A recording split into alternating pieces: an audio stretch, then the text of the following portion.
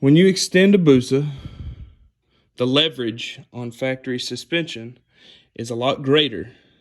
So you're going to have to get a better suspension.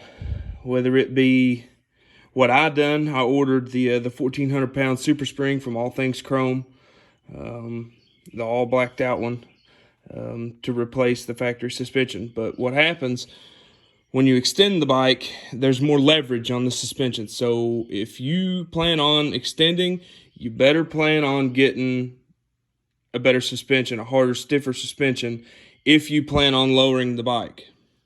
Okay, see, I got the Brock's lowering links. Well, when I set it on the one that it is now, I was touching. My rear fairing back here, well, the tip of the rear fairing, the tail light would touch when I sat on it. That's definitely no bueno. So you gotta get you a better suspension. For me, I just followed the user's manual for the Hayabusa. Come up here and took, let me get on the other side, get a little better lighting. Took the rectifier loose. I just done one bolt and then zip tied it up.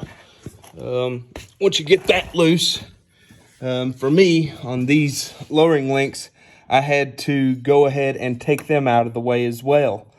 Factory dog bones, you might not have to, but I know for me on the aftermarket lowering links, I had to take mine out of the way.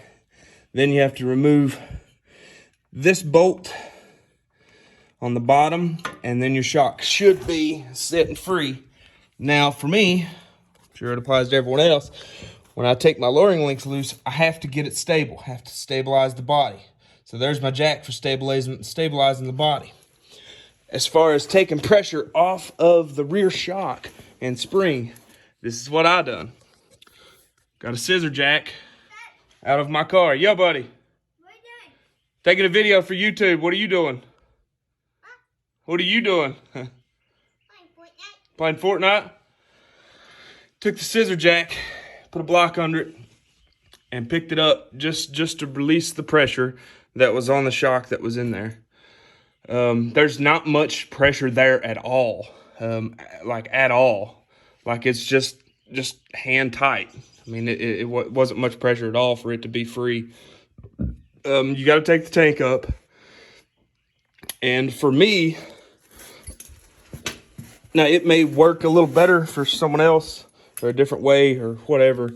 But after I loosened that bolt right there, the reservoir sits back here, like up in this area. I tried to go ahead and bring it out the top, but that wasn't working for me. So what I ended up doing was spinning it and putting the reservoir somewhere on this side, and it dropped right out. Let me see if I can show you how it pulled out for me, which is how I'm gonna put it back in, the new one. It was something along these lines right here whenever it come out. Just like this.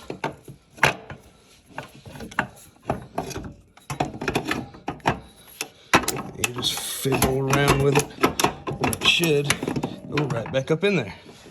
Now I can bolt it back up like that, ready to go. But like I said, just kind of spin it just a little bit, about half a turn, and she'll drop right out.